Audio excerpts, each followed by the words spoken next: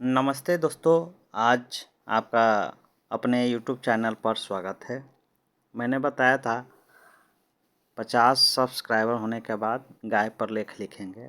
यह सभी स्टूडेंट या प्राथमिक में पढ़ते हों, उच्च में पढ़ते हों, हायर में पढ़ते हैं या शोध संस्थान में भी पढ़ते हों या उच्च सेवाओं के लिए तैयारी करते हैं, उनके लिए भी निबंध काफ़ी उपयोगी होगा।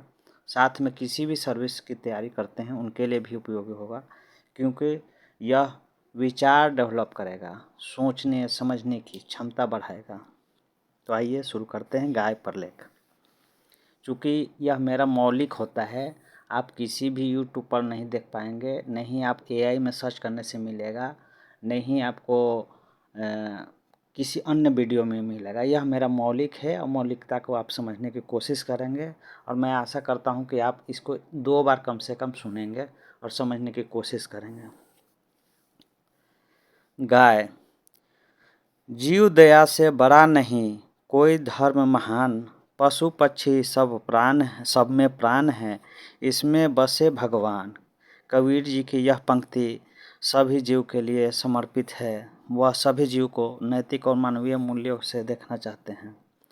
गाय अर्थात गो मात्र एक स्तनपायी पशु नहीं है, बल्कि वैश्विक सभ्यता को आर्थिक, सामाजिक, राजनीतिक व सांस्कृतिक वृद्धि व विकास का एक आधार स्तंभ है, जिसके बल पर पीसा का झुका हुआ मीनार आज भी अडिग है।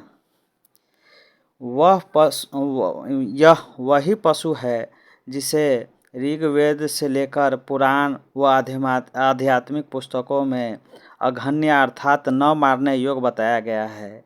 गाय एक यथार्थ कल्पना एवं प्रेम, दया, करुणा व पालनहार की मूर्त रूप है, जिसकी गुणगान जितनी करो कम पड़ जाएगी। इसीलिए इसे भारतीय संस्कृति में माता का दर्जा दिया गया है। हाँ, सही सुने, वही माता जो भले हम सबको जन्म नहीं दी, परंतु अपने जन्म दिए बछड़े के हिस्से का दूध से संसार का पेट प्राचीन काल से वर्तमान तक भरते आ रही है। बिहार में एक कहावत है, बेटा को बेटा हो सकता है परंतु माता को माता नहीं हो सकती। यह पंक्ति हो सकता है सभी राज्यों में लोकोक्ति प्रचलित है। इस पंक्ति की प्रासंगिकता मानवीय चेतना, आध्यात्मिक चेतना, सामाजिक चेतना के साथ नैतिकता व मानवता से प्रश्न कर रही है। क्या जिस माता ने हमें जन्म दिया या जिस माता ने हमें संतान होते हुए भी अपना दूध का सेवन कराया, उसे वृद्धाश्रम या अनाथ के भांति सड़क, जंगल, चारागाह या अन्य जगहों पर भटकने के लिए छोड़ना उचित है? दूसरा प्रश्न है, क्या जिस माता ने जन्म लेते ही अमृत रूपी दूध से जीवन प्रदान करते हुए स्वस्थ काया प्रदान की, उसे कूड़े की ढेर में पॉलीथीन, शीशे, मादक पदार्थ व अन्य मानव व पशु अवशिष्ट के ऊपर आश्रित करना कितना उचित है? तीसरा प्रश्न, क्या जिस गौ के लगभग सभी अवशिष्ट पूजा पाठ के योग्य माना जाता है, उसकी हत्या या भक्षण करना कहाँ तक उचित है? सवाल बहुत है, अनेकों हैं, फिर भी जवाब हम सबको ढूंढना है। क्या इसका जवाब मिल सकता है? अगर मिल सकता है तो आप कमेंट्स में कमेंट कीजिए। हालांकि सरकारी प्रयासों व कुछ पशु पक्षी प्रेमी स्वयं सहायता समूह जैसे जीविका समूह, डेयरी सहकारी समूह, राष्ट्रीय गोकुल मिशन, राष्ट्रीय पशुधन मिशन व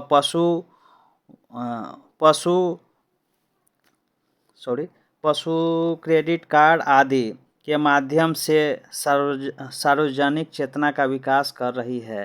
फिर भी जब तक व्यक्तिगत, सामाजिक, सामूहिक स्तर के साथ सरकार का समन्वय नहीं कायम होगा, तब तक न केवल गाय अपितु अन्य पशु पक्षी व मानवीय अनैतिक व अमानवीय कृत्यों के शिकार होती रहेगी।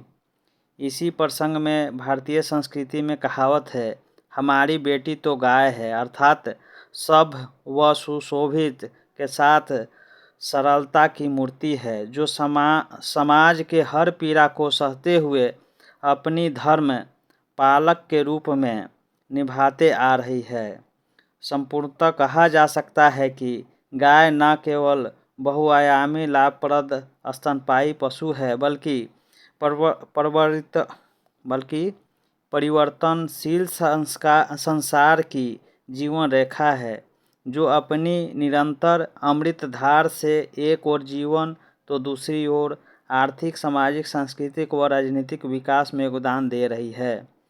इसके योगदान से न केवल वैश्विक सतत विकास के 17 लक्ष्यों जैसे बेरोजगारी, भुखमरी, गरीबी आदि के साथ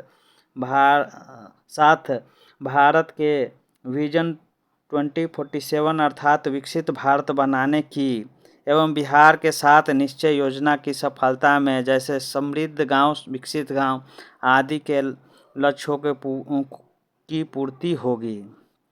इस निबंध से यही शिक्षा मिलती है कि गाय रूपी कोई भी पशु पक्षी, माता पिता, पेड़ पौधे या अन्य जीव को न केवल अपने लिए अपितु उसके भलाई के लिए व्यक्तिगत, सामाजिक, सामूहिक, सरकारी व संवैधानिक चेतना का विकास करना होगा।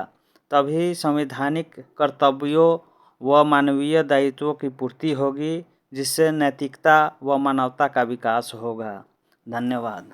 मैं आशा करता हूँ कि इस वीडियो को अब ज़्यादा से ज़्यादा सुनेंगे और अपने बच्चों को सुनाएंगे, ताकि उनमें नैतिकता की चेतना और व्यक्तिगत की चेतना बढ़ेगी। धन्यवाद।